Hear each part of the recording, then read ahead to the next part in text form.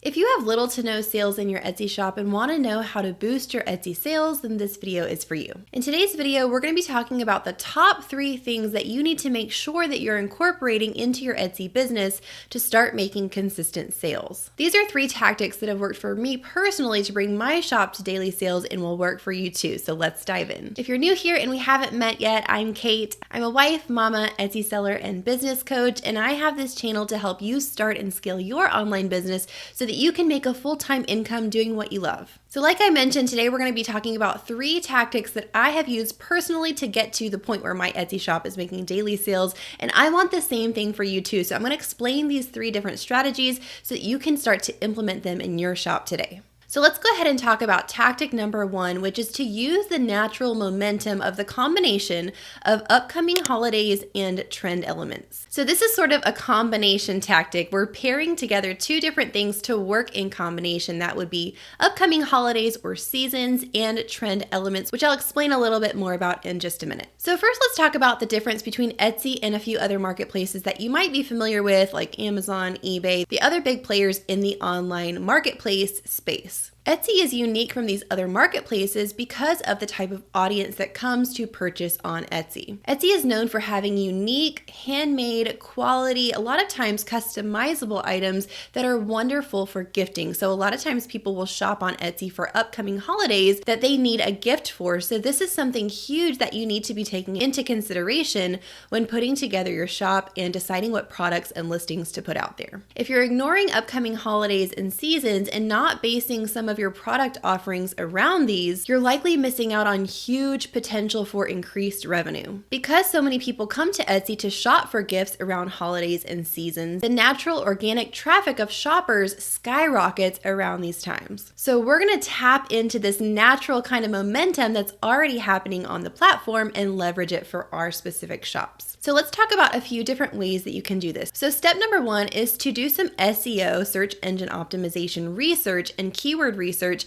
and adjust your tags and titles and descriptions anywhere that you're using specific keyword phrases in your listings to reflect the next big holiday coming up that you want your products and listings to be discovered for. So we're going to find and use some really great keyword phrases that are high search volume in your specific niche for that upcoming holiday. But just offering items for a specific holiday and using holiday related keyword phrases is not quite enough on its own. That's why we are pairing this with incorporating some trend elements that are holiday and season specific. If you've been around my channel, you may have heard me talk about trend elements before, but these are things where we can niche down from our broad product category and we get more specific with identifying style trends. So of course, different elements apply to different niches. It could be things like color scheme, pattern, material type, scents, fonts, but you're doing some trend research to figure out for that upcoming holiday specifically within your broader product category, which trending styles and elements are working really well and selling really consistently in the products that are already bestsellers in your niche, and taking some inspiration for those specific elements and thinking about how you can incorporate those into your own products and put your own spin on it to make it the best product in that category. So I want to give you an example here of what I'm talking about. Let's say that you have a broad product niche or category of t-shirts. You sell t-shirts and fall is coming up. That's the season you want to focus on and really dig into promoting for fall. So fall themed t-shirts. There are a lot of great ways that you can do this kind of trend research, but a quick and easy and free way to do this is just to go on Etsy and type in a keyword phrase that you might be thinking of using for your products and see what results come up that are the best sellers on the first and second page of the search results for that keyword phrase. So when I do a quick search for fall t-shirts, I'm scrolling down the first and second pages of results to start to notice which of those trend elements, could be color scheme, could be pattern, could be specific elements of the t-shirt,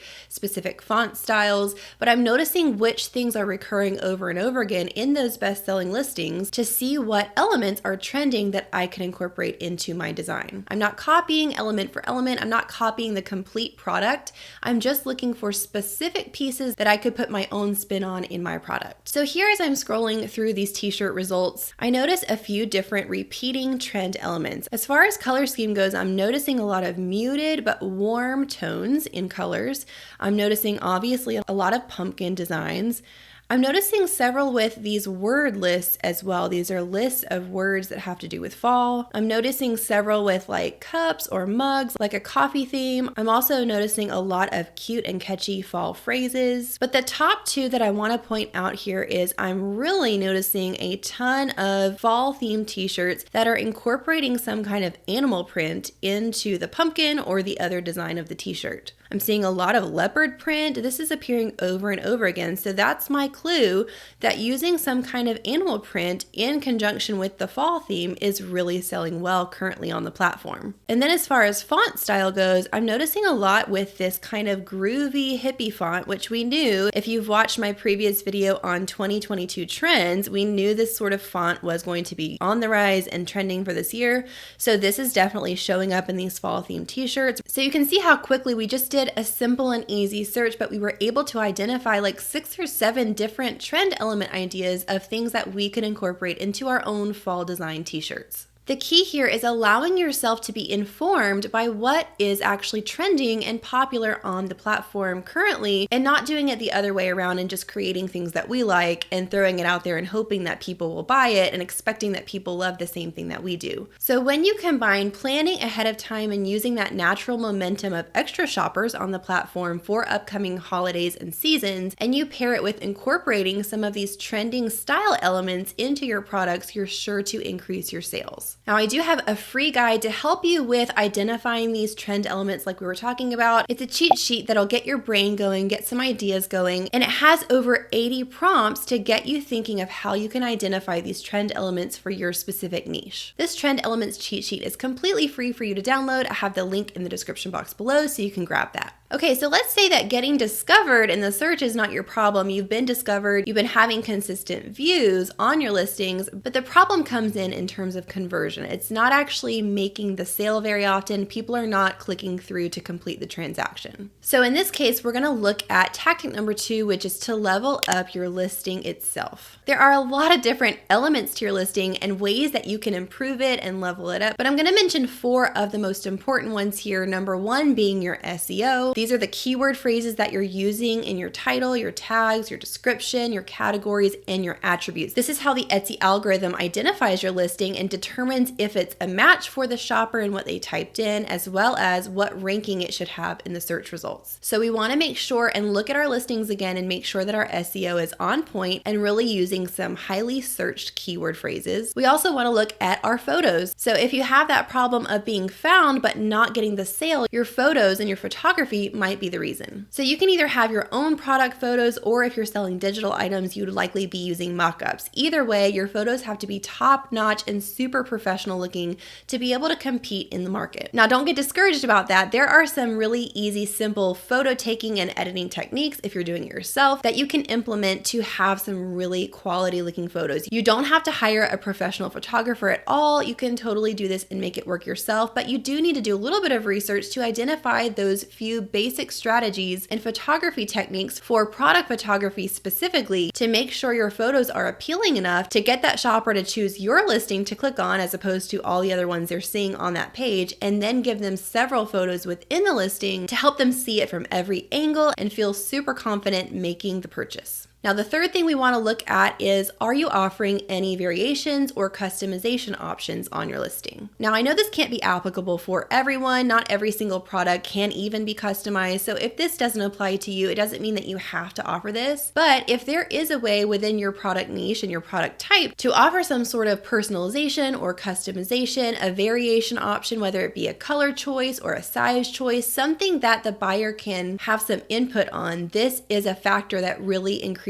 conversion rates. If the buyer has narrowed it down to 2 similar products, yours and someone else's, they're likely going to go with the one that they feel like they can customize a little bit and make their own. And then the fourth thing we're going to look at here is price point. Of course, our goal is to find sort of that sweet spot pricing that's not too high and not too low. It's right in the right spot for the buyer to feel comfortable with that price and comfortable making the purchase. There's a lot that goes into pricing and a lot of different opinions. Some people use formulas, but I want to share with you my specific method that I've developed that has worked for me over the years, and it's a 2-part pricing strategy. So I want you to think of your pricing for your products in 2 separate phases. We're going to start with phase 1 and then at a certain point move to phase 2. So phase 1 I call pricing to rank. This is more of your short-term pricing before you move on to phase 2. It's just sort of your introductory pricing as you're getting started, as you haven't truly been discovered and started making consistent sales yet, and you're really trying to push that momentum, really trying everything you can to start stacking up some of those sales on your listings. So pricing to rank means that you're choosing a price point that might be on the lower end. Of course, we never want to be the lowest price because that's sort of a red flag in buyers' minds. They wonder why it's so low. So you still want to be somewhere in the middle within the average range of pricing for that type of product, but it's going to be on the lower end. It's going to be a little lower than what the average price point is. This makes your listing super appealing, super competitive when compared to the others, and it helps you to just start really getting some sales in the beginning to start sales stacking on that listing. Now, this will probably mean that you're not making quite as much profit per sale as what your ideal profit margin would be, but remember, the point here is not really to profit yet financially. The point here is to start ranking in the search. The way to start ranking is to get some sales stacking on a specific listing, and it's sort of like a snowball effect. So the more sales you get, the higher you start ranking organically, and then you can move to phase 2 once you have started to notice some consistent momentum. Phase 2 is pricing to profit or pricing to earn. So at this point, we're shifting our focus from ranking, because we've already started ranking some in the search, to making a larger profit margin. This is when you can raise your price point a little bit to be more in line with ideally long-term what you'd like your price to be and what profit you'd like to be making per sale. So hopefully that's clear. There's two different goals here. In the beginning, we're pricing lower to be super appealing, super competitive, get some sales going. And then once we've achieved a little bit of that sales rolling and the ranking, then we're moving to price a little higher and earn more per sale. All right, we're about to dive into strategy number 3, but if you're getting value out of this video, I'd be super grateful if you would give it a like and also consider subscribing to our channel. We release weekly videos all about Etsy strategy and small business tips. Okay, so let's dive into this third tactic. Let's say that your problem is not really being found, you're being found, and it's not that you don't have a great product, you do, and your buyers and your audience really like your product, but it's just that they're not super motivated to make the purchase now. Your offer isn't quite irresistible enough at this point. So what we're gonna do here is market with an incentive. What I mean by incentive is you're giving your shopper a reason or a reward for making the purchase and making it now instead of waiting for later. So there are two types of incentives that I found work best for product-based businesses. Number 1 is offering a price discount, and number 2 is creating some urgency with an expiration time. So talking about number 1, the price discount, it always helps people to want to jump in and make this offer super irresistible by having a really big discount or a flash sale that you're offering. So the discount could be something like 40 or 50% off. It could also be a flat amount off if you want to give $10 or $20 off, depending on what your price point is. It's up to you what that discount is. But pairing this with number 2, which is the urgency factor. So we're creating urgency by saying this discount is only going to be offered for this amount of time and it expires at this point. So it could be a 24 or 48 hour flash sale, or it could be a week-long sale, but it ends at the end of the week. But you're giving them both. So you're giving them that reward and incentive, which is the price discount paired with the urgency of it expiring. So the combination of these two can be super powerful, but it only works if you actually get that deal in front of people. You can't just offer it in your shop and sit back and just assume that people are going to know about it. You have to promote and market this discount or this flash sale that you have going on. So there are a lot of forms of digital marketing and a lot of ways that you can do this type of promotion and advertising to build your audience and get this deal in front of them.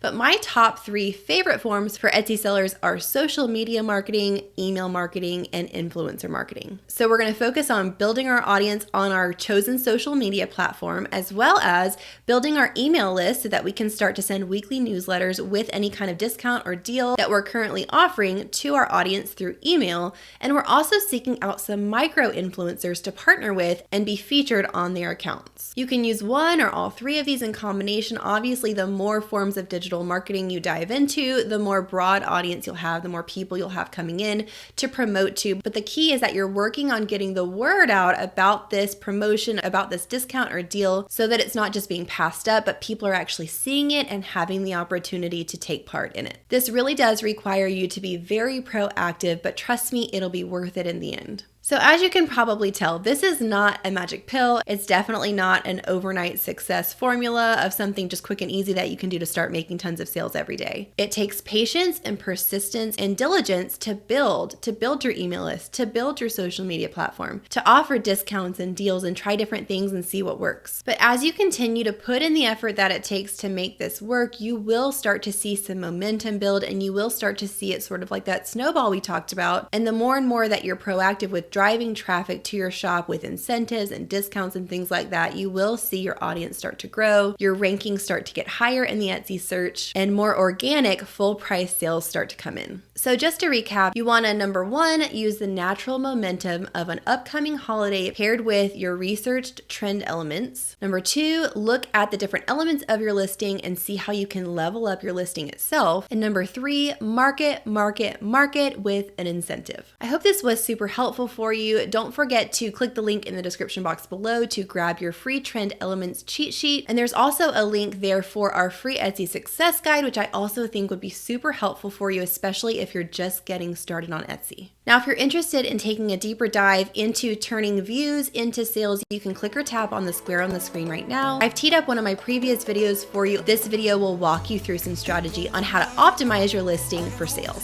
So happy selling, and I'll talk to you soon. Bye, friends.